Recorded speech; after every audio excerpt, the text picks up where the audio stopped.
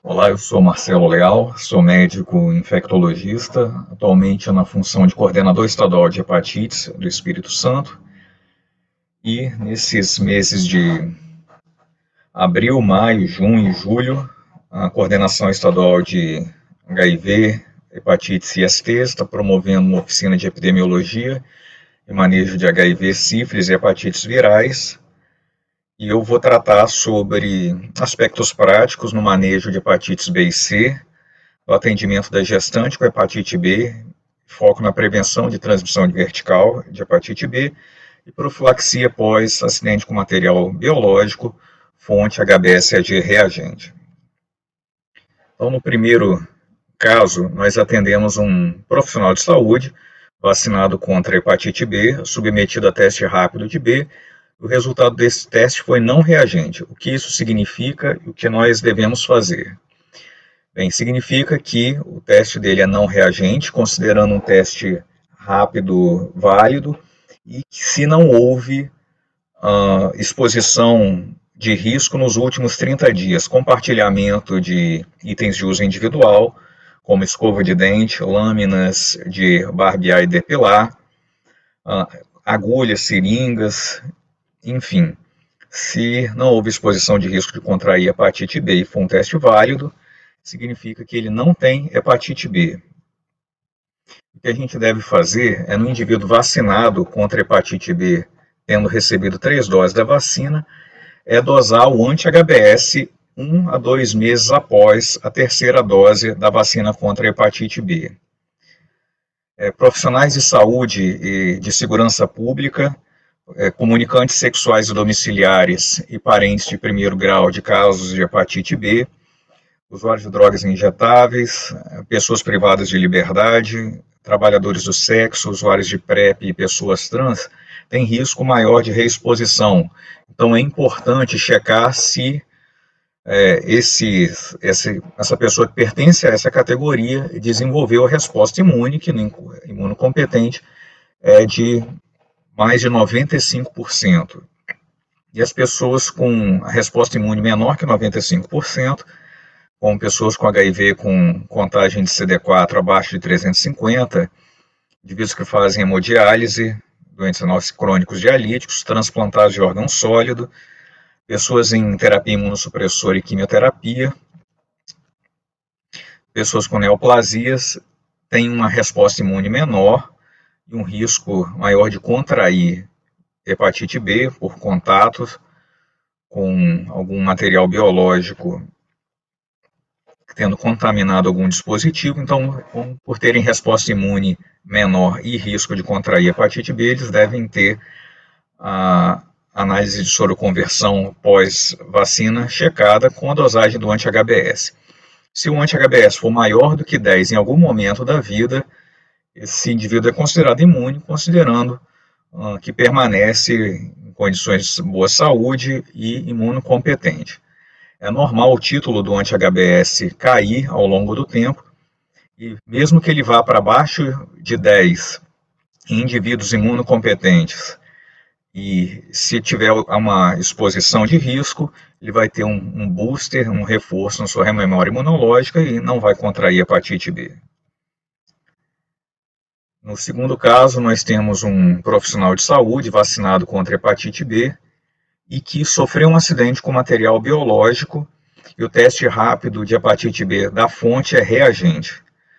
Então, o que devemos fazer na situação de indivíduo que é profissional de saúde, vacinado, mas que sofreu acidente com material biológico de fonte HBsAg reagente? Nós precisamos checar se houve sim um registro das 3 doses da vacina contra a hepatite B e se foi dosado o anti-HBs 1 a 2 meses após a terceira dose.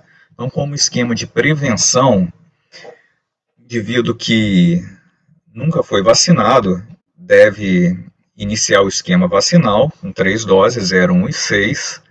Se ele tem uma dose de vacina, ele deve completar o esquema com uma segunda e terceira dose de vacina. Independentemente do tempo, se existe registro, essa dose é contabilizada. Se tomou 2 doses de vacina, em algum momento da vida e há registro, então ele deve tomar a 3ª dose da vacina. Se o esquema vacinal desse indivíduo for completo, então ele deve fazer o anti-HBS 1 a 2 meses após a 3ª dose da vacina. Se a sorologia for negativa, for menor do que 10, 1 a 2 meses após a 3ª dose da primeira série da vacina, ele deve repetir o esquema com 3 doses, considerando que o tempo entre a realização da 3ª dose e a coleta do anti-S for menor do que 6 meses. Então, se for menor do que 6 meses, ele deve repetir o esquema inteiro. Se o intervalo entre a 3ª dose da vacina e a realização do anti-HBS for maior do que 6 meses, ele deve fazer 1 dose da vacina contra a hepatite B e fazer o anti-S 1 a 2 meses após essa dose, que seria uma dose de reforço, uma primeira dose do segundo esquema. Se o anti-S for maior do que 10, excelente, nada a fazer, ele é considerado imune. Se o anti-S for menor que 10 após essa primeira dose, após essa primeira aplicação da vacina na segunda série, e ele deve completar o esquema com mais 2 doses e fazer o anti-S 1 a 2 meses após a 3ª dose desse segundo esquema. Tendo o anti-S maior do que 10, ótimo, ele é considerado respondedor e imune. Se o anti-S dele for menor do que 10 após a 3ª dose da segunda série, do segundo esquema vacinal, ele é considerado não respondedor e deve continuar, e deve evitar se expor a situações de risco de contrair a hepatite B. Então, numa situação de exposição de risco com material biológico, sobretudo com sangue visível no dispositivo, deve ser testado tanto a fonte quanto o acidentado. No caso de um profissional de saúde exposto a um material biológico com sangue e que não tem o anti-S dosado, é fundamental dosar o anti-HBS logo após o acidente, e essa dosagem pode ser feita no laboratório municipal, laboratório privado, e se não for possível realizar logo, eu deixo aí o contato do LACEN, o laboratório de marcadores sorológicos de hepatite B, de sorologia, e hepatite C, enfim, hepatites virais. Tem esse número, vocês entram em contato, falam que é uma situação de urgência, e no máximo 2 dias úteis, esse resultado já vai estar disponível. Se o resultado for menor do que 10, esse indivíduo deve receber, então, a imunoglobulina humana anti-hepatite B, de preferência nas primeiras 48 horas após o acidente, sendo tolerado até o limite de 7 dias dessa exposição. E a primeira dose da vacina contra a hepatite B dessa segunda série, considerando que ele tomou 3 doses de uma primeira série. Se o HBsAg desse indivíduo, do indivíduo fonte, for não reagente, então ele só vai completar o esquema vacinal, fazer uma dose e dosar o anti-S 1 a 2 meses após essa primeira dose. Se o HBsAg for desconhecido, no caso de acidente com material biológico, em uma agulha presente em descarpaque, enfim, se essa agulha for encontrada, for proveniente de um ambulatório ou de uma enfermaria de gastroenterologia, pessoas com hepatite B, a prevalência é maior, enfim, aí faz sentido fazer imunoglobulina.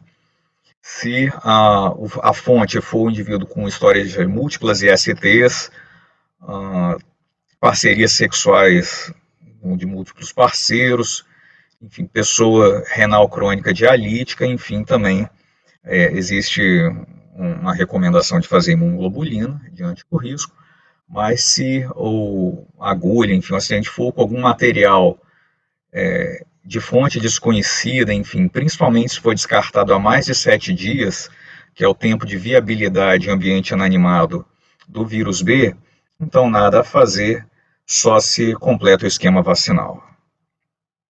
O acompanhamento da vítima exposta a material biológico é feito com a coleta dos marcadores sorológicos no momento do acidente, o HBsAg, o anti-HBC total e o anti-S, e 6 meses depois das intervenções, são coletados novamente os marcadores, o HBsAg, o anti-HBC total e o anti-HBs.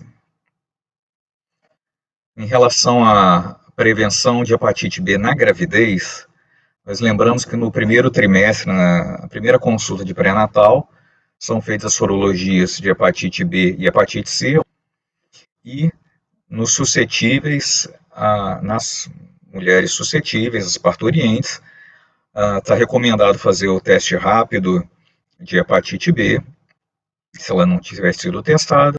A vacinação da gestante segue o mesmo esquema, com 3 doses. Se existir documentação da vacina, das 3 doses de vacina de B, não revacinar. Então, a orientação é apenas escolher os marcadores sorológicos. Se a vacinação for incompleta, complete-se as doses, segunda e terceira, ou a terceira dose, colhe os marcadores. Se não sabe, faz o teste, o HBsAg, e vacina contra a hepatite B. A vacina contra a hepatite B na gestação pode ser aplicada em qualquer fase, primeiro, segundo ou terceiro trimestre, e é segura. Esse caso é de uma mulher de 35 anos, gestante de 5 semanas, vacinada contra a hepatite B e submetida ao teste rápido de B. Esse resultado é reagente. O que isso significa e o que fazer? Bem, uma gestante que foi vacinada contra a hepatite B e que mesmo assim tem um teste rápido de B, provavelmente ou ela já tinha hepatite B e foi vacinada e a vacina não fez diferença, porque no caso a mulher já tinha hepatite B, ou ela não desenvolveu resposta imune, contraiu hepatite B posteriormente. Então, sendo o resultado reagente, ela deve ter os marcadores solicitados, do HBsAg, o anti-HBC total, o anti-HBs, o HBe e o anti-HBe, além do exame de biologia molecular, para ser classificado em relação à fase da doença, se indicar o tratamento, se for o caso, ou nós definirmos sobre o uso de tenofovir profilático a partir do início do terceiro trimestre. E aí sim, a indicação como profilaxia de transmissão vertical de hepatite B.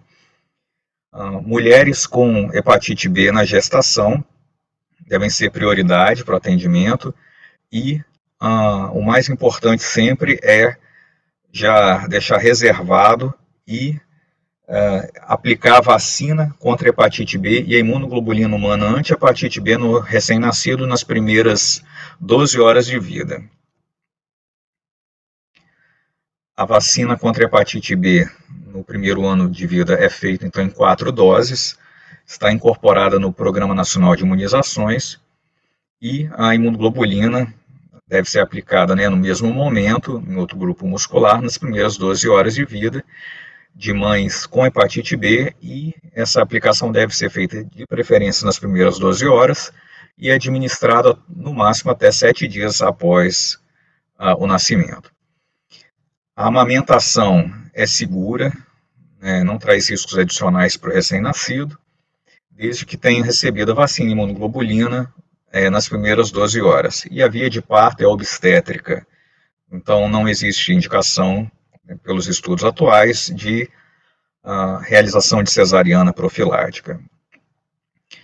A profilaxia de transmissão vertical deve ser, então, uma prioridade no nosso atendimento. Deve-se informar o nome da gestante, o resultado do exame, a data provável do parto e o local do parto, a coordenação municipal de imunizações, para já deixar separado a vacina e a imunoglobulina e aplicar nas primeiras 12 horas de vida, e o segmento dessa gestante deve ser feito em parceria da atenção primária com o serviço de atendimento especializado em ST, AIDS e hepatites, para a realização da carga viral e verificar se existe indicação do uso do tenofovir profilático. Então, recordando, o HBsAg deve ser feito na primeira consulta. Se ele não for reagente, nós devemos indicar a vacinação, se a gestante não foi vacinada, e até um esquema encurtado de 0,1 e 4 meses, em vez de 0,1 e 6, em gestantes vulneráveis, se não houver tempo hábil até o parto, 6 meses pelo menos. E se a gestante tiver hepatite B, tiver o HBsAg reagente, ela deve ser notificada aqui no Espírito Santo, né, no momento 2023, no SUS-VS, que é o nosso sistema de notificação, investigar as parcerias sexuais, domiciliares, parentes de primeiro grau e solicitar os exames, os marcadores sorológicos, TGP e carga viral, garantindo que esse resultado esteja disponível antes de 24 semanas de gestação. Se não houver indicação de tratamento de hepatite B na gestante, nós devemos avaliar se existe indicação de profilaxia da hepatite B com o tenofovir. Então, se a gestante for HBeAg reagente ou tiver a carga viral acima de 200 mil unidades, ela tem indicação de uso de tenofovir a partir do final, entre 24 e 28 semanas de gestação, 24 a 20, o final do segundo trimestre. Então, início no final do segundo trimestre, início do terceiro trimestre de gestação com o tenofovir profilático. Além, claro, a medida mais importante, vacina contra hepatite B e imunoglobulina humana anti-hepatite B nas primeiras 12 horas de vida. Se o HBeAg for não reagente ou a carga viral de B, o HBV-DNA, for menor que 200 mil unidades, não existe indicação de uso de tenofovir profilático e a criança deve receber vacina imunoglobulina humana anti-hepatite B nas primeiras 12 horas de vida. Então, esse é o slide, recordando. Os marcadores mais importantes, então, são HBeAg, ele, como marcador isolado, se reagente já tem indicação de uso do tenofovir profilático, ou se a carga viral for acima de 200 mil unidades, o tenofovir disoproxil fumarato, 300 mg, um comprimido ao dia, a partir da 28ª semana de gestação. Existem algumas situações que indicariam o uso do tenofovir a partir do início do segundo trimestre de gestação, que seria o trabalho de parto pré-termo, gestação múltipla, ou necessidade de procedimentos invasivos, como amniocentese, ou a carga viral acima de 1 bilhão de unidades por ml. E se não for possível ter o exame de carga viral de B em tempo hábil, como um caso de início de pré-natal tardio, enfim, a gente deve considerar, assim, logo iniciar o tenofovir profilático enquanto se aguarda a carga viral de B ou até o momento do parto. A decisão da retirada do tenofovir profilático deve ser definida por especialista, né, em rede de referência, mas pode acontecer logo após ao parto ou até 1 a 3 meses após o término da gestação. O caso seguinte que nós atendemos é um homem de 55 anos, não vacinado contra a hepatite B, e que foi submetido a teste rápido de B e o resultado foi reagente. O que isso significa e qual é a conduta? Significa que nós estamos diante de um caso de hepatite B, é um teste antigênico, baseado no HBsAg, então um teste reagente de hepatite B, no indivíduo não vacinado de 55 anos, ele tem hepatite B e nós devemos rastreá-lo e classificá-lo de acordo com o protocolo clínico e diretrizes terapêuticas de B. O protocolo vigente é o de 2017, protocolo de hepatite B, e após diagnosticado, nós devemos notificá-lo no nosso sistema de notificação, que no estado do Espírito Santo é o SUS-VS, na maior parte do Brasil é o SINAM. Isso é importante para nós conhecermos a realidade local, por isso, pelo SINAM e o SUS-VS serem instrumentos de planejamento de ações, e para nós fazermos a busca ativa dos comunicantes sexuais, domiciliares e parentes de primeiro grau desse indivíduo diagnosticado com hepatite B. É importante fazer a anamnese e o exame físico e realizar os exames complementares com marcadores sorológicos, bioquímicos, exames de biologia molecular. Então, são solicitados além do HBsAg, o anti-HBC total, o anti-HBs, o HBe, o anti-HBe e o teste de biologia molecular, o HBV-DNA, para identificar a fase da doença. É importante avaliar o grau de fibrose para se indicar o tratamento ou apenas a monitorização clínica. Isso nos propicia condições de determinar o momento do início do tratamento, que tipo de tratamento o paciente deve receber, avaliar a resposta terapêutica e rastrear o câncer primário de fígado, carcinoma hepatocelular. Durante o acompanhamento, nós devemos tomar medidas de prevenção de condições que piorem a hepatopatia, por exemplo, avaliar o status sorológico de hepatite A através do anti-HV-IgG, e se ele não for reagente, se o indivíduo for suscetível à hepatite A, deve ser vacinado contra a hepatite A. Evitar a ingestão de álcool, prevenir a transmissão de hepatite B e dele contrair HIV e hepatite C, através da orientação da distribuição de insumos e adoção de medidas de prevenção, como uso de preservativos em relações sexuais com pessoas suscetíveis, orientar sobre a importância de não se compartilhar objetos de uso pessoal, como escova de dente, lâmina de barbear, depilar, alicate de unha, objetos perfuro-cortantes como agulha e seringa, e vacinar os comunicantes suscetíveis. Nós devemos fazer os exames diagnósticos de HIV, hepatite C, investigar complicações relacionadas à inflamação crônica do fígado por hipertensão portal, através da endoscopia, visualização das varizes de esôfago, estimar o grau de fibrose através do ultrassom de abdômen e, se possível, a elastografia, e também investigar neoplasia de fígado com o próprio ultrassom de abdômen e a alfa-fetoproteína. Mulheres em idade reprodutiva, 10 a 49 anos, fazer o teste de gravidez. Os exames complementares iniciais são o hemograma, avaliação de plaquetopenia relacionada com hiperesplenismo, TJ e TGP, para avaliação da atividade necroinflamatória, colestase, fosfatase alcalina e gama-GT, função hepática, TAP, albumina e bilirrubinas. Naqueles candidatos ao uso ao interferon peglado TSH e T4 livre, avaliação de função renal, EAS, íons, ureia e creatinina, naqueles que vão usar o tenofovir.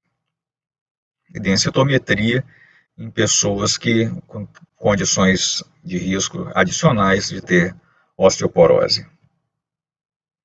O acompanhamento dos pacientes, em geral, é feito a cada 6 a 12 meses, normalmente 2 consultas por ano no indivíduo não cirrótico, e o cirrótico pelo menos 4 vezes por ano, cada 3 meses, com monitoramento com os exames de hemograma e bioquímica, e o exame de HBV-DNA naqueles que não têm indicação de tratar.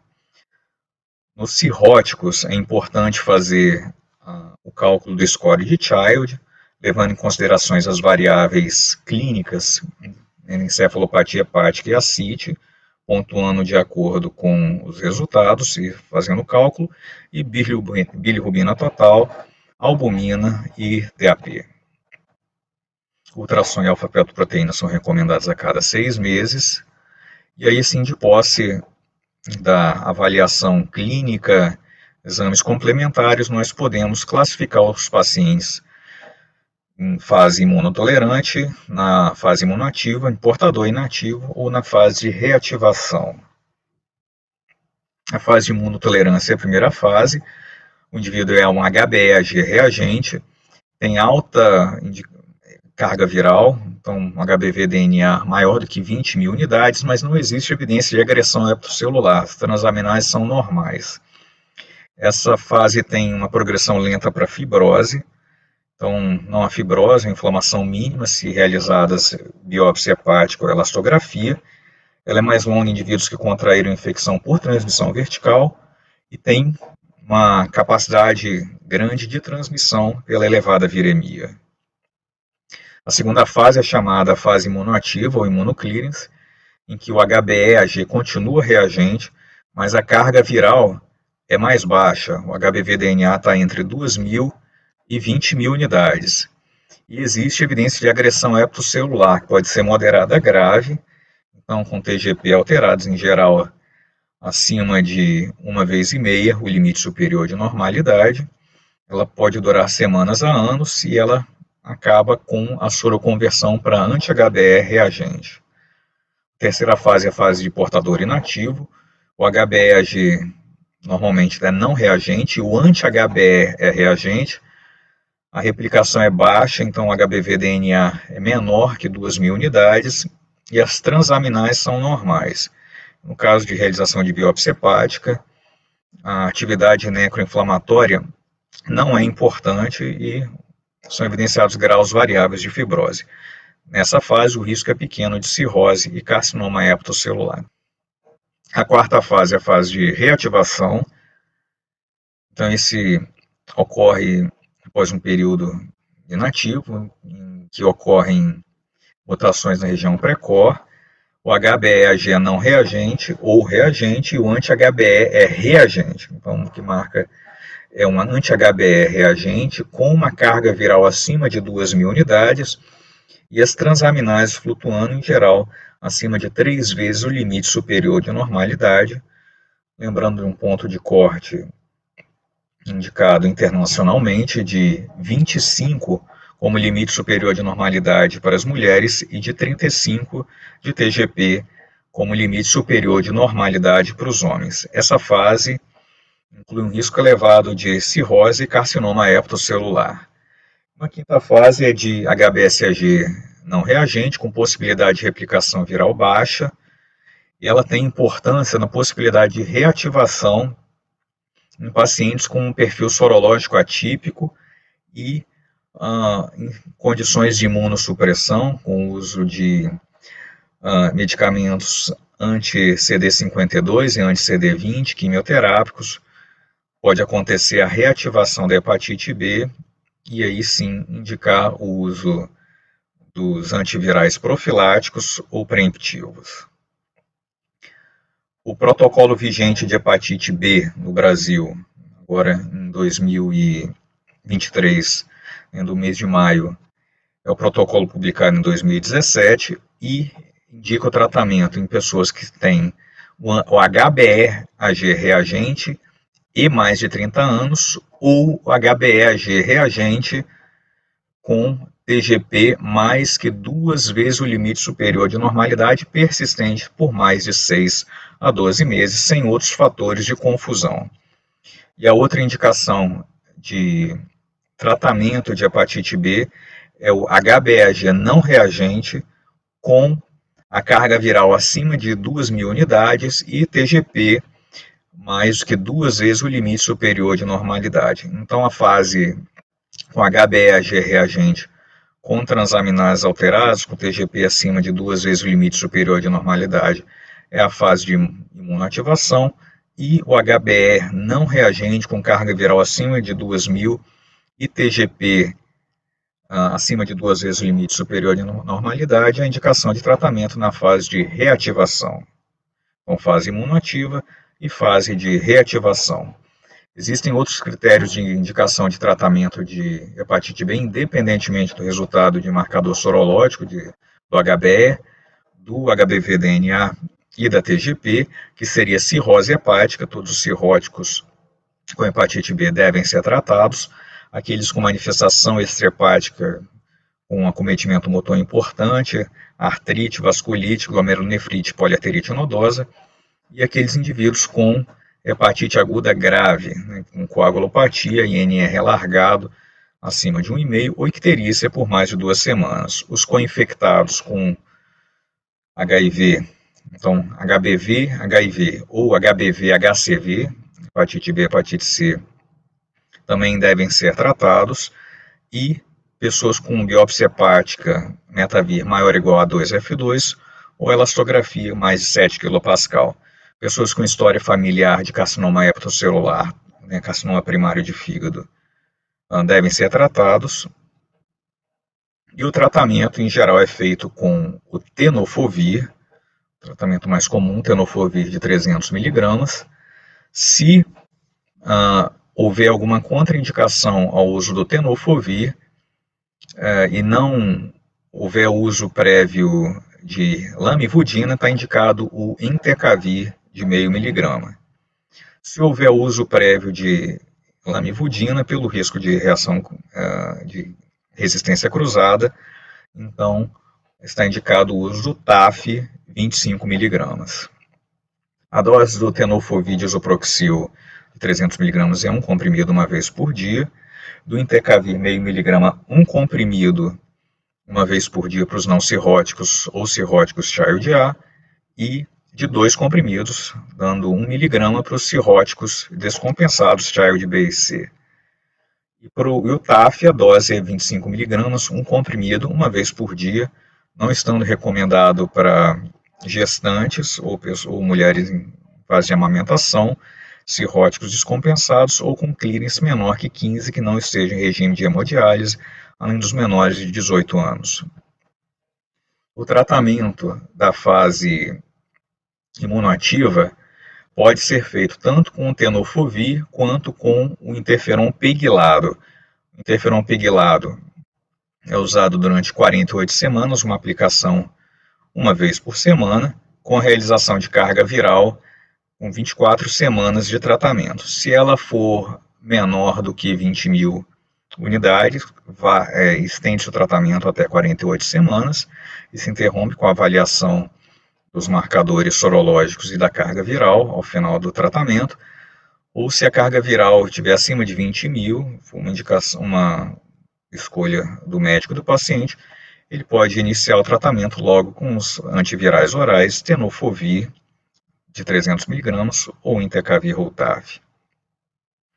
O acompanhamento dos pacientes, em geral, é feito a cada 6 meses, com a realização do TGP, do HBV-DNA, o exame clínico, e, se possível, se disponível, o exame de elastografia a cada 3 anos, indivíduos que não estão em tratamento. Bem, o caso seguinte que nós atendemos é de um homem de 55 anos, submetido a teste rápido de hepatite C. O resultado desse teste é reagente, o que isso significa e qual é a conduta. O teste rápido de hepatite C é um teste de anticorpo, assim como o anti-HCV ELISA sorológico, significa que ele já teve contato com o vírus da hepatite C. Do ponto de vista epidemiológico, esse é um caso confirmado de hepatite C e deve ser notificado no ESUS-VS, o nosso sistema de informação de agravo de notificação aqui do Espírito Santo. Qual é a conduta que nós devemos adotar? Após o resultado de teste rápido ou anti-HCV reagente, deve ser coletada a amostra de sangue para biologia molecular, o HCV-RNA, que é o teste que identifica a viremia. Esse teste de carga viral, se for detectável, significa que o indivíduo tem hepatite C. Se o teste for não detectável, significa que ele não é virêmico e houve um clareamento espontâneo ou ele já foi tratado para hepatite C. Então, o anti-HCV reagente ou teste rápido de hepatite C reagente, junto com o HCV-RNA detectável, são os critérios de caso confirmado de hepatite C. E esse indivíduo deve ser encaminhado para tratamento. Os testes de rastreio de hepatite C são basicamente os mesmos, os exames que nós solicitamos no paciente com hepatite B, com alguns detalhes a mais. A investigação de coinfecção com o vírus B, com o treponema pálido, né, o agente etiológico da sífilis, o HIV, devem ser investigados. Então, se fazer o teste, o HBsAg, o teste rápido de hepatite B, o anti-HBC total e o anti-HBs, o VDRL e o anti-HIV. A atividade necroinflamatória deve ser avaliada com TJ e TGP, as enzimas colestáticas fosfatase alcalina e gama-GT, os testes de função hepática, TAP-albumina e bilirrubinas. Deve-se investigar as complicações relacionadas à inflamação crônica do fígado, hipertensão portal através da endoscopia digestiva alta, a presença de varizes de esôfago e estômago. Deve-se fazer o rastreio de fibrose avançada com o exame de elastografia ou com cálculo de APRI e de FIB4, que vou apresentar depois, e se investigar neoplasia de fígado com alfa-fetoproteína, pelo menos um ultrassom de abdômen. Os exames bioquímicos básicos também devem ser feitos, com sódio, potássio, ureia e creatinina e teste de glicemia, o rastreio de gravidez, mulheres de 10 a 49 anos devem ser submetidas ao teste de gravidez, já que o tratamento da hepatite C é proscrito durante a gestação. E, no caso de crianças, né, que forem fazer tratamento com interferon pegilado, fazer o teste HT4 livre. E o cálculo do APRI e do FIB4 é importante nos pacientes com hepatite C. Eu trago à esquerda, então, a fórmula. O APRI é calculado a partir do resultado de TGO, com o valor de TGO sobre o limite superior de normalidade de TGO, sobre o resultado de plaquetas. Então, por exemplo, 90 mil plaquetas, a gente vai colocar aqui no denominador 90. Então, esse valor aqui, vezes 100, dá o valor do APRI. O APRI acima de 1,5 é um indicador de fibrose avançada, F3 ou F4. Já o FIB4 é calculado a partir da idade do paciente vezes o resultado de TGO sobre a contagem de plaquetas, considerando o ponto 000, então, por exemplo, 100 mil plaquetas, vou colocar 100, vezes a raiz quadrada de T. Então, esse aqui é um cálculo mais difícil de se fazer, então nós recorremos a aplicativos, e aqui eu deixo um site, né, que basta colocar os valores, e aí ele calcula automaticamente o valor de APRI e FIB4.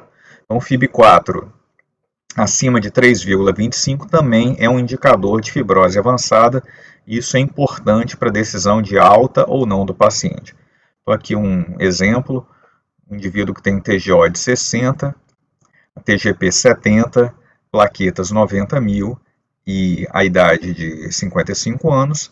A partir do cálculo, ele tem um FIB4 de 4,38, fibrose avançada, e o APRI de 1,9, corroborando aqui um resultado de estimativa de fibrose avançada. Esse paciente, após o tratamento da hepatite C, não deve receber alta, porque ele tem fator de risco para desenvolvimento de carcinoma hepatocelular. Os cirróticos, da mesma forma que hepatite B, devem ter o score de Child calculado. Então, nós temos duas variáveis clínicas, encefalopatia ou ascite, de acordo com o grau de ascite ou da pontuação de encefalopatia. Ele recebe 1, 2 ou 3 pontos. O resultado de bilirrubinas, albumina e do INR são outros elementos que são importantes para se calcular se o indivíduo tem fibrose, tem cirrose compensada ou descompensada. Os tratamentos disponíveis no momento, né, agora em abril, maio de 2023, são o sofosbuvir coformulado com velpatasvir e o glecaprevir com pibrentasvir. Então, sof e velpatasvir é um comprimido uma vez por dia, é a dose, e o glecaprevir pibrentasvir, conhecido como GP, a dose é 3 comprimidos uma vez por dia. Temos também disponíveis a ribavirina, de 250 mg por comprimido. Um cálculo mais simples para uso é indivíduos com menos de 75 quilos, 1 grama a dia, em geral 2 comprimidos 2 vezes por dia, e no caso de maiores de 75 quilos, 1,25, 1.250 miligramas por dia, dando 3 comprimidos pela manhã e 2 comprimidos à noite. A alfa-epoetina também está disponível, assim como o filgrastim, mas felizmente assim, a necessidade de uso da EPO e do filgrastim não são tão mais importantes depois da interrupção do uso do interferon pegilado como droga de escolha no tratamento da hepatite C. O tratamento é feito com os DAAs, comprimidos com pouquíssimos efeitos adversos. O tratamento mais frequente, mais comum do indivíduo com mais de 30 quilos, a partir de 12 anos e virgem de tratamento, é o sulfo e velpatasvir por 12 semanas para o não cirrótico ou cirrótico Child-A e durante 24 semanas para o cirrótico descompensado, né, sem uso de ribavirina, se for cirrótico Child-B ou C. Então, sulfo e velpa 12 semanas, cirrótico Child-A ou não cirrótico, e essa opção, a possibilidade de um tratamento mais curto para o cirrótico descompensado, se for optado pelo uso de sulfo e velpatasvir com a ribavirina, o tratamento é por 12 semanas.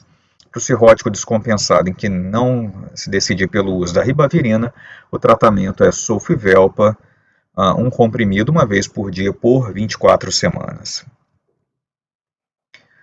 O tratamento de hepatite C nos indivíduos experimentados com DAA, ou seja, aqueles que falharam, que trataram, mas não alcançaram a resposta virológica sustentada, ou que se reinfectaram, eles trataram com esquemas com sofosbuvir, mas alcançaram a resposta virológica sustentada, porém tiveram um HCV-RNA detectável posteriormente. O tratamento é feito com GP durante 16 semanas, com ou sem ribavirina, no não cirrótico e no cirrótico Child-A. E no cirrótico Child-B ou C, o cirrótico descompensado, não está indicado o uso de GP, então o tratamento é feito com sulfosbuvir e velpatasvir por 24 semanas, aí o tratamento é mesmo por 24 semanas, com ou sem a ribavirina. Quando suspender o tratamento, por ocasião, se acontecer gestação, se tiver algum efeito adverso severo, um aumento considerável de transaminase, em geral mais do que 10 vezes o limite superior de normalidade, considerando o limite superior de normalidade 25 para mulher e 35 para homem, se houver descompensação da cirrose, em geral sepse num quadro infeccioso grave, pode contraindicar a continuidade do tratamento da hepatite C. Lembrando que é importantíssima a adesão, sobretudo nas primeiras 8 semanas de tratamento. O tempo de interrupção aceitável com o uso de DA ainda não está definido, mas pode ser que interrupções por mais de 3 a 4 dias já comprometam o tratamento. Então é importante verificar toda a condição do paciente, se tiver alguma indicação de cirurgia eletiva, enfim, que se faça antes, se estabilize e depois comece o tratamento, porque isso é fundamental, a adesão para o sucesso terapêutico. Indivíduos co-infectados HIV, hepatite C, é aconselhável primeiro começar o tratamento do HIV, alcançar supressão virológica do HIV antes de iniciar o tratamento da hepatite C. É fundamental atentar para as interações medicamentosas e as necessidades de ajustes de dose de medicamentos usados no tratamento. Além do HIV, indivíduos que fazem uso de outros medicamentos, por exemplo, hipolipemiantes, antiarrítmicos, enfim, devem ter o seu tratamento cruzado no site da Universidade de Liverpool. Então, é só colocar no Google Drug Interactions Liverpool University, e aí sim você tem disponível lá algumas caixas, alguns locais específicos para cruzar o sofosbuvir com velpatasvir, por exemplo, com amiodarone, que essa associação é contraindicada. Então, durante o tratamento da hepatite C, no caso, indivíduo que usa amiodarona, é interessante falar com o cardiologista ou arritmologista para trocar o antiarrítmico e aí sim, depois do tratamento da hepatite C, voltar ao tratamento que usava anteriormente. Então, deve-se considerar a substituição de medicamento contra HIV por esquemas contendo o dolutegravir, se não foi esse o medicamento usado para tratamento do HIV, pelo menos compondo, já que o tratamento primário do HIV é tenofovir, lamivudina e dolutegra, e considere as genotipagens prévias. Essa aqui é um print da tela da Universidade de Liverpool, né, do site de interações medicamentosas de hepatite. Isso aqui é um exemplo, então, do sofosbuvir com amiodarona, que não deve ser coadministrado. Na situação de co-infecção hepatite B e hepatite C, lembrando que o tratamento da hepatite B pode ser realizado ao mesmo tempo, e se não houver indicação de tratamento da hepatite B, o paciente deve ser acompanhado, sabendo que existe o risco de reativação da hepatite B em indivíduos tratados com DAA durante e depois do tratamento da hepatite C. Então, indivíduos HBsAg reagente devem realizar o teste, o HBV-DNA, o exame de biologia molecular carga viral de B, e os casos com indicação de tratamento devem iniciar o tratamento de B um pouco antes ou até concomitante ao da hepatite C. Não espere, se houver indicação de tratamento de hepatite B, para começar o tratamento de B posteriormente, e aqueles que têm o HBV-DNA indetectável ou abaixo de 2.000 devem ser monitorizados durante e após o tratamento. E a introdução da terapia antiviral deve ser considerada se houver o aumento dos níveis do HBV-DNA, de acordo com o protocolo vigente de hepatite B. A gravidez, então, deve ser evitada durante todo o tratamento e até 6 meses depois do término do tratamento da hepatite C. E se confirmada a gestação, o tratamento de hepatite C deve ser suspenso. Então, lembrando, em relação ao cálculo de APRE e FIB4, ou de pessoas com fibrose avançada, com cirrose hepática, após o tratamento da hepatite C, aqueles que são F3, F4 na elastografia, ou pela estimativa a partir do cálculo de APRE e FIB4 ou da ultrassom de abdômen, enfim, uma ressonância sugestiva de hepatopatia crônica, eles devem continuar o acompanhamento devido ao risco de desenvolvimento de carcinoma hepatocelular, mesmo que tenha alcançado a resposta virológica sustentada, que é a carga viral indetectável 12 semanas após o término do tratamento da hepatite C. Pessoas que têm fibrose avançada, mesmo que tenham o HCV-RNA indetectável na semana 12 pós-tratamento, devem continuar o acompanhamento, assim como cirróticos com descompensação prévia, acompanhando esse serviço de transplante hepático e fazendo ultrassom de alfa-fetoproteína de 6 em 6 meses, como medida de monitorização de risco de progressão de desenvolvimento de CHC.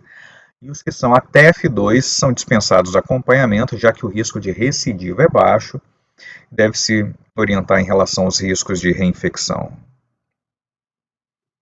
As pessoas que têm HIV, que são usuários de drogas, pessoas em regime de hemodiálise e homens que fazem sexo com homem devem ter um monitoramento de risco de reinfecção pelo menos uma vez por ano, que são indivíduos mais vulneráveis. Está recomendado no protocolo mais recente, né, no protocolo vigente de hepatite C. E eu deixo também os links, né, de endereços das UDMs, das unidades dispensadoras de medicamento, são os locais que dispensam o tratamento da hepatite C e da hepatite B, e dos SAIs, do Serviço de Atendimento Especializado, hoje no Espírito Santo. Deixo também aqui o formulário de solicitação de medicamento de hepatite C e de hepatite B, início de dispensação do tratamento da hepatite B e de continuidade, e do tratamento da hepatite C.